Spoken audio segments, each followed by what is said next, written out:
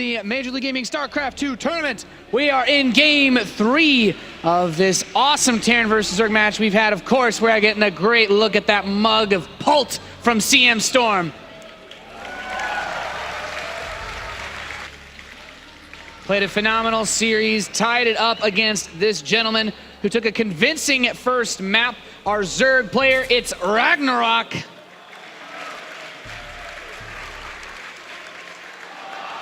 It's awesome to see Polt play this well once more on this stage. For the people who perhaps don't know, Polt is currently the reigning champion of MLG Anaheim. He was able to win here last year in the final against Hyun. Hyun, who is also part of this tournament and also made it out of the open bracket, so it is still very possible that that could be the final again. That would be sick. But it's awesome to see Polt play that well. So far 4-0 in best of threes and currently tied up 1-1 with RagnaroK. But if he wins this one, he's getting incredibly close to at least making it into the upper bracket, which you said before, Nate, that's guaranteed top 6, that's guaranteed prize money, and perhaps even more important, guaranteed WCS points. Polt was part of BlizzCon last year, and he was incredibly devastated that he wasn't able to win it, so he wants to go back, and picking up some WCS points over here definitely helps to increase your chances of making it into BlizzCon at the end of the year. Yeah, this hasn't been an easy match for him, though. I think what's funny to mention, of course, you brought up he won MLG Anaheim last year, and last year there was actually some crazy Hellbat plays by Polt too, and he hasn't quite been able to channel the power of the Hellbat in this tournament, I'd say. Maybe he's saving it for when it truly matters. He's like, group stage, nah, I got this. He went like triple reactor factory Hellbat all in like all 3 matchups last year. It was pretty nuts. Just like one Marine into reactor into only Hellbats from that point out. And nothing else but Hellbat. So far the openings are identical to game number 1. Game 2, of course, was a little different because Polt decided to open up Gasless and he was able to snipe one of the Overlords.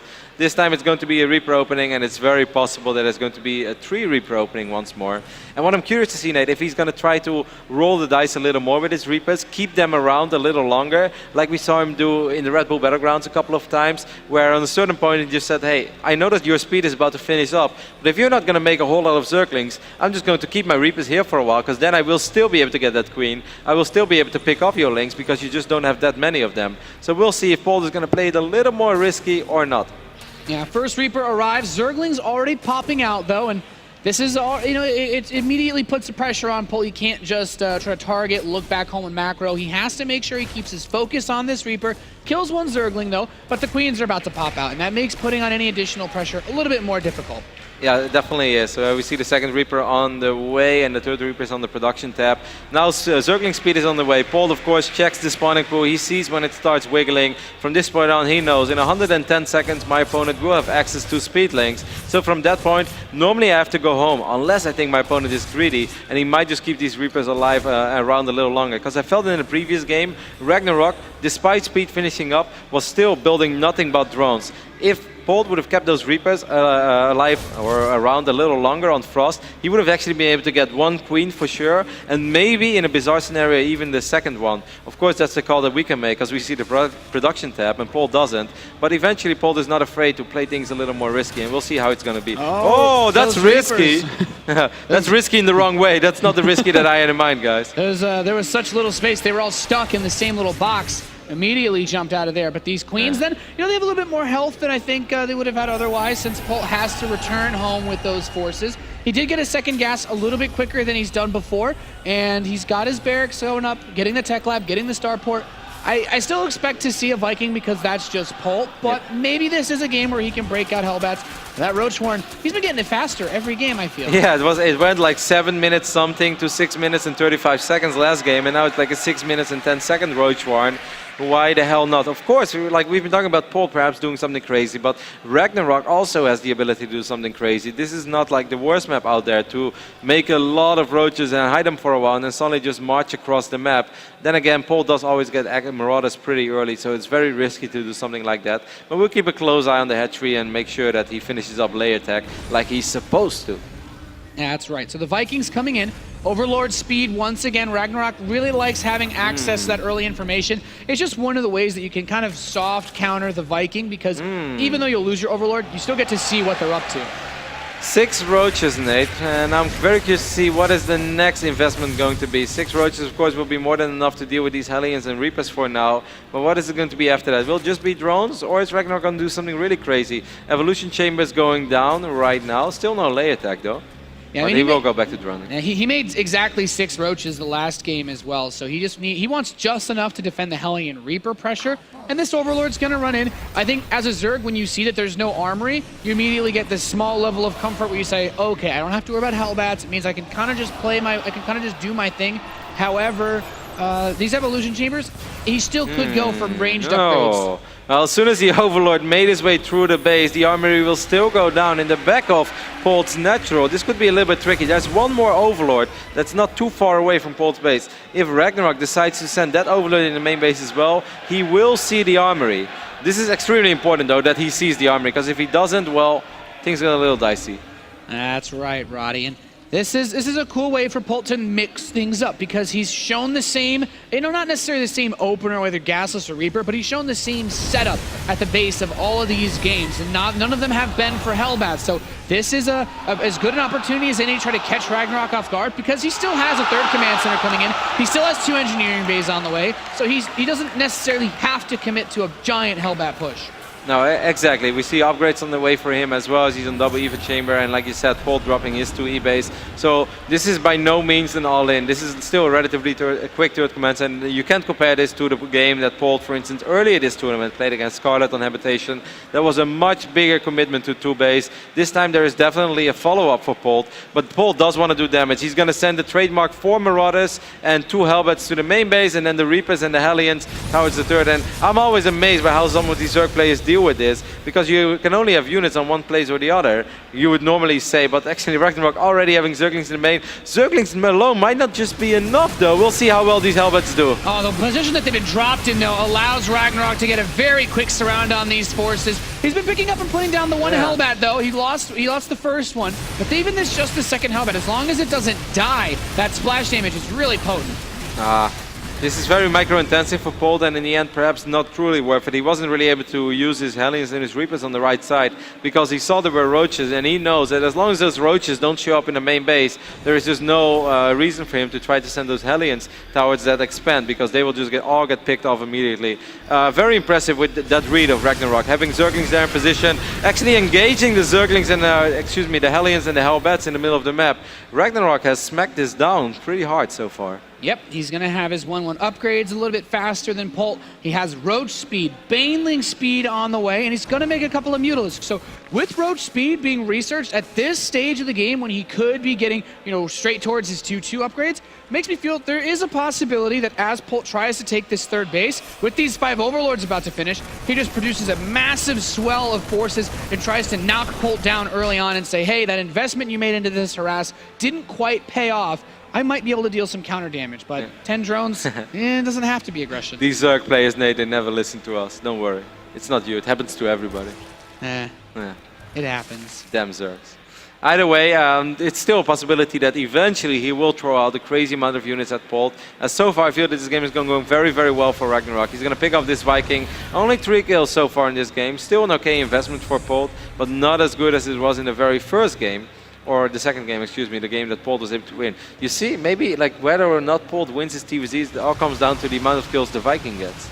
That's directly proportional to his chances of succeeding. Wow, if he gets his reactor, that's actually a very amazing pickup. In this phase in the game, you're not supposed to be able to pick up a reactor with your first Mutalisk. He will end up losing one of them, but this is going to slow down the medevac production quite a bit. Yeah, it's really nice, because it's not even just that the medevac is slower, but you can't build any while you have to rebuild this reactor, and then suddenly, if Polt moves out, if he takes a fight, if he sends out a drop, he has that much less healing power with his main army. And these Mutalisks, as small as their numbers may be, are doing a really solid amount of harass for RagnaroK, and he's still actually putting out a couple of roaches with this army. He's getting that 2-2 together, as we'd mentioned.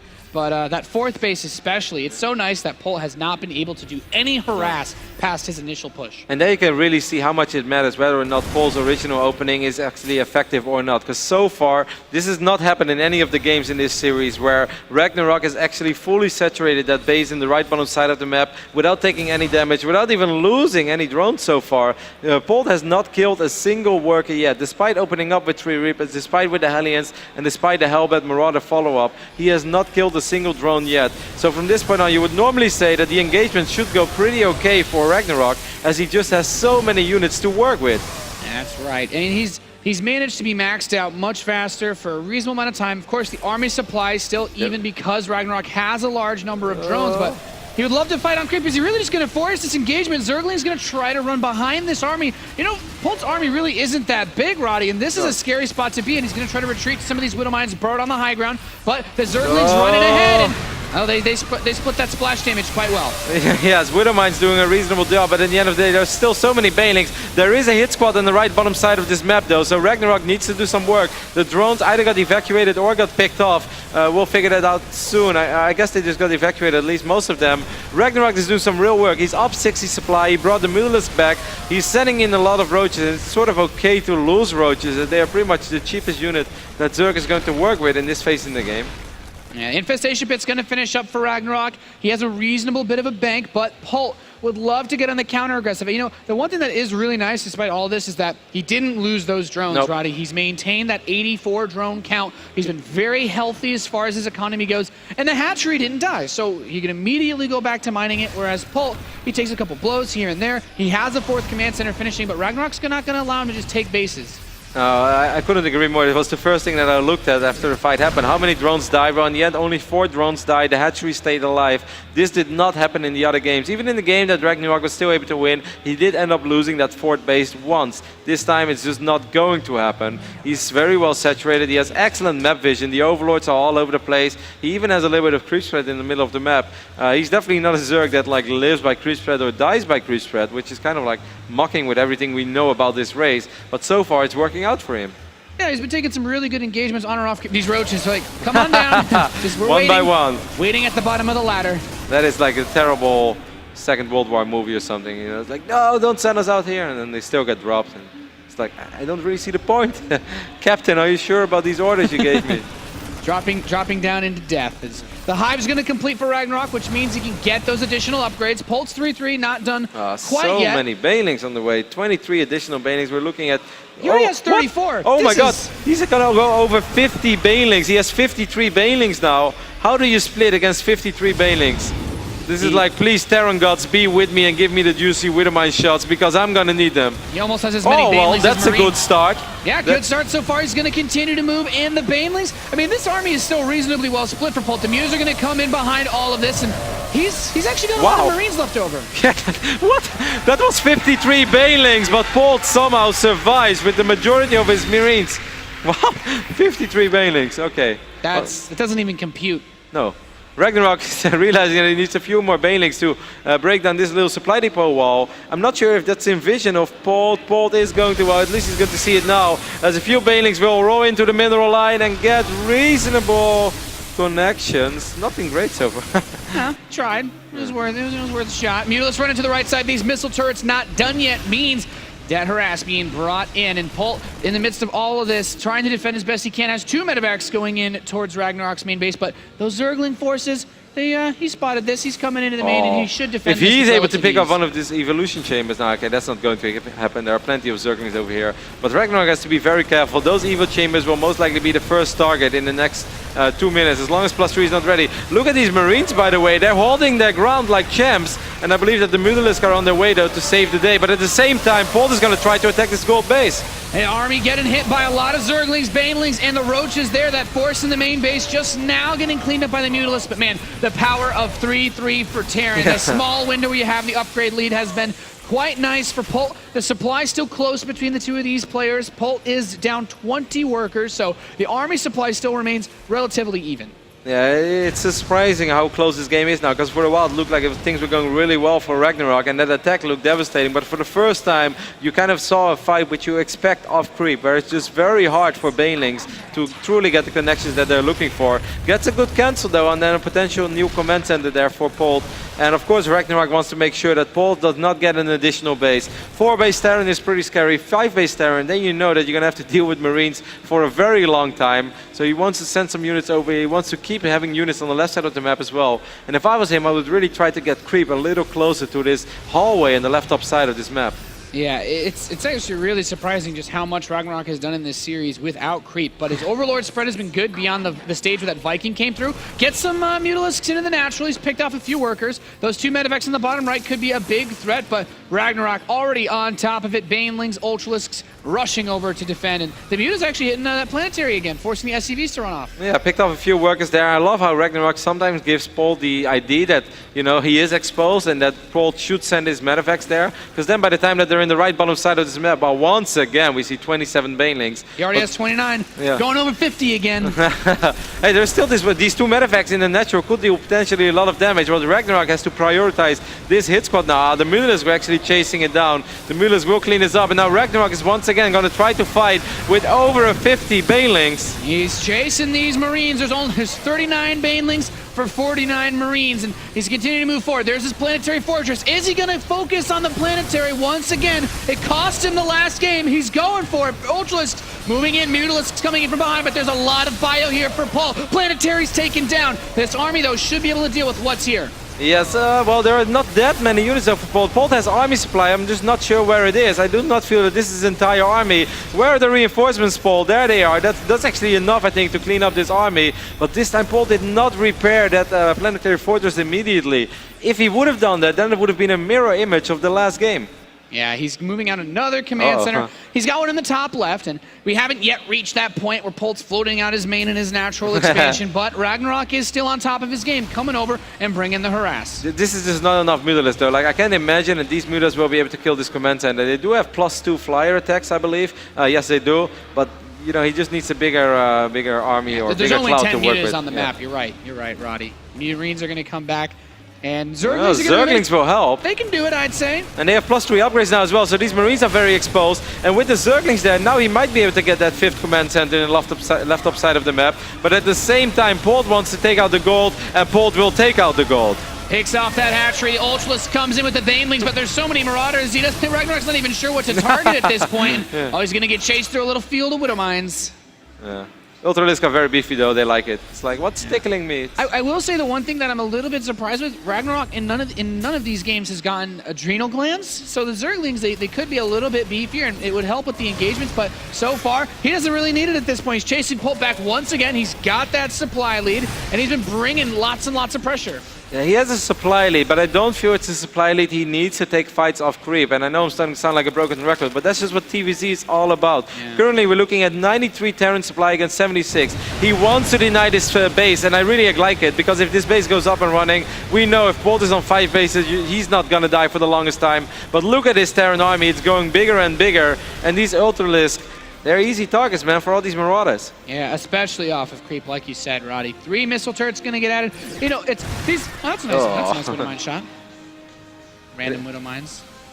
Infestors are coming out into the game, though. With Ultralisk Banelings Infestor is one of the best counters that you're going to get to bio-based armies because they clump up naturally. And, you know, RagnaroK's starting to get a little bit more harassing. He's rebuilt a reasonable number of Mutas. Look at the income for Polt, though, with all those mules being dropped at that new, freshly acquired 5th base. He's mining up to 3,000 minerals a minute. 9 mules! The yellow submarine is definitely putting in the hours over here. So Polt's army is just going to skyrocket. Look at the army supply suddenly, Nate. It's 137 against 84. Ultralisk Infestor is fantastic against the units that Polt has, but it's a numbers game as well. Widow Mine's getting good connections. I feel that this is Polt's moment to shine. Yeah, he's moving forward. The Widowmines are ready to cover his retreat path. The Mutalisk's coming from the north, and most of RagnaroK's forces are still on the east side of the map. He's going to try to catch these medevacs, try to catch these bioforces, but he's going to lose his left side expansion in the meantime. And despite having that gold base rebuilt, gold base doesn't last forever. There are Terran forces all around the map now. 143 army supply. Muleside is a very good tool to have, as we can see, as Polt is pretty much maxed out. RagnaroK has 172 supply, but he has way more workers than his opponent. Fungal Grove and Banelings can definitely do terrible things to bio-based armies, but the Fungals are going to have to be fantastic, and the Baneling Connects are going to have to be fantastic. We're having two fights at the same time now, Nate. Polt's moving in on the left, he's moving in on the right. There is a Fungal. The Banelings and Ultra stopped one of these forces so far, but Polt is running into the natural expansion, picking off a Queen, looking for, I mean, anything that's here at this point. He's already charging back across the right side because loving it. RagnaroK has to run through a field of Widowmines to get to any point to engage in this game. Polt is playing like a madman now, leaving the Marauders on the ramp as well. The Banelings won't connect. He's going to take out this gold base. Ultralisk has to funnel through this ramp one by one. Polt is going to pick off all of them. Fantastic play by Polt. And the Mutas and the Ultra trying to work in tandem to slow this down, but it's not enough. Polt takes game number 3 and will win this series 2-1. What a fantastic TvZ series. And Polt is currently up 5-0 in this group. Has not dropped a single best of 3 yet. He said it in the start of the tournament. He wants to stand on this stage at the end of the tournament, lifting that trophy once more. And so far, Nate, he's a man on a mission. 5-0 against 5 amazing best Starcraft players in best of 3s. 10-2 in maps, I believe. That is very impressive. Polt has brought his A game to this MLG and showing another phenomenal series against a player that really doesn't get quite the credit for how good he is. RagnaroK had just put up a fantastic fight against an opponent like Polt, but he's still got an opportunity to make his way through the group stage and play out in the championship bracket. Either way, I really enjoyed that series, and I believe that Trap versus Hyun is going to be the next series on this stage. I know you'll be sitting here still, Nate, so you're getting treated with some PvZ. I know you love it. It makes your Terran heart beat double time. Either way, we're going to head over to a very small commercial break, and after that, we'll be back with Trap versus Hyun, two of the best Korean players in this tournament. You don't want to miss it.